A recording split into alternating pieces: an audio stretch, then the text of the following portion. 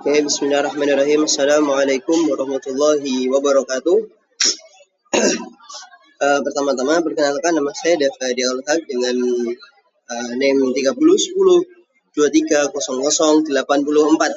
Baiklah, di sini saya akan mencoba untuk menjelaskan tentang urinalisa. Nah, kita harus tahu dulu apa itu sih urinalisa itu, atau analisis urin itu apa sih? Nah, urinalisis atau tes urin atau analisis urin adalah pemeriksaan rutin untuk membantu mendeteksi masalah kesehatan pada tubuh. Urinalisis dapat digunakan untuk apa saja?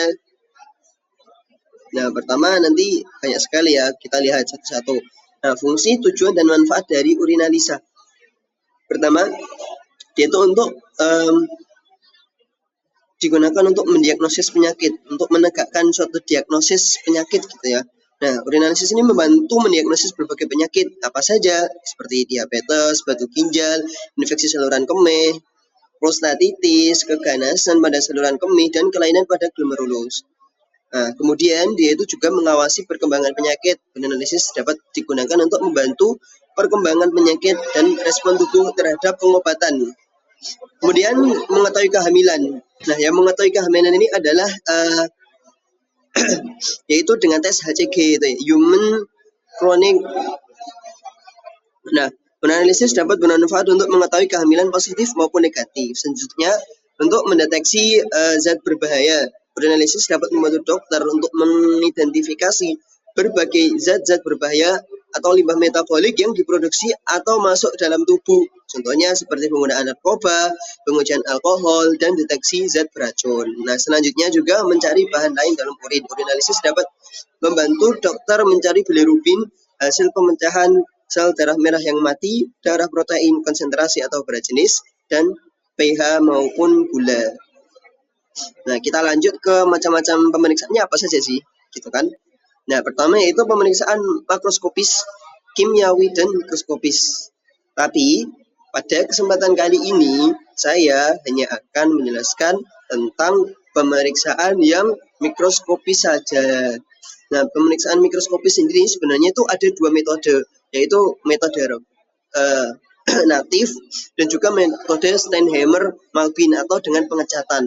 Nah, untuk yang rebus, yang metode natif tidak kita bahas, yang tanpa pengecatan itu. Nah, kita akan membahas yang ini, pemeriksaan makroskopis metode Steinheimer-Malbin atau dengan pewarnaan. Nah, prinsipnya itu apa sih? Prinsipnya sendiri adalah di mana dia ini menggunakan pewarna cat Steinheimer-Malbin untuk memperjelas pengamatan pada sedimen urin. Pemeriksaan mikroskopis urin dianjurkan untuk pasien yang mendapat hasil tes abnormal pada pemeriksaan visual dan dipstick.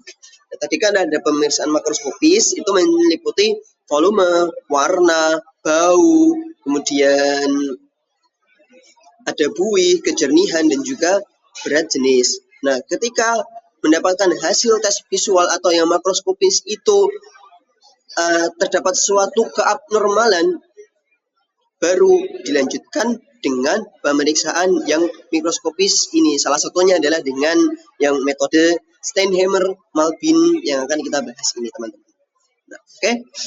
Kita lihat kemudian apa saja alat dan bahan yang harus disiapkan.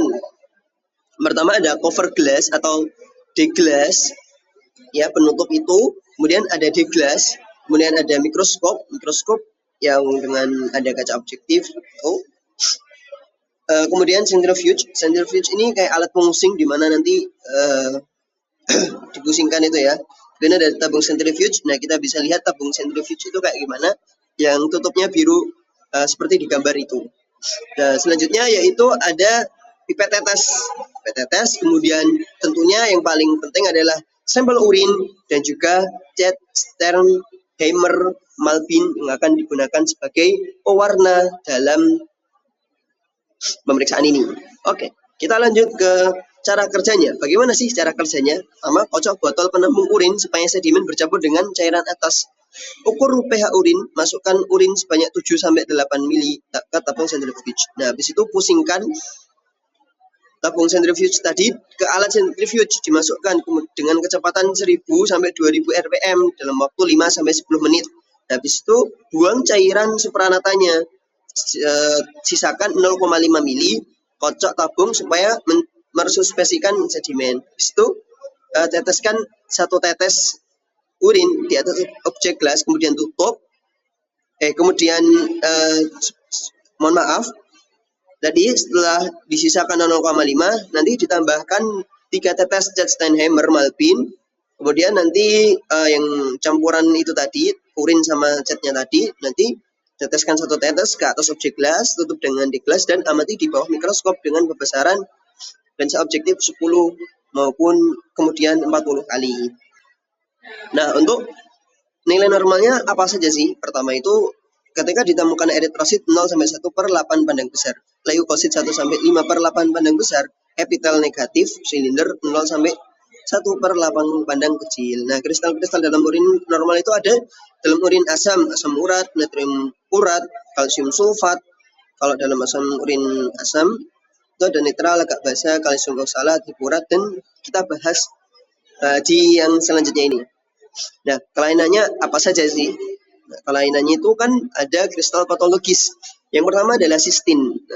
Nah, sistin itu cirinya itu berwarna jernih, bentuknya refraktil, kemudian larut dalam HCl, tidak larut dalam air, asam asetat.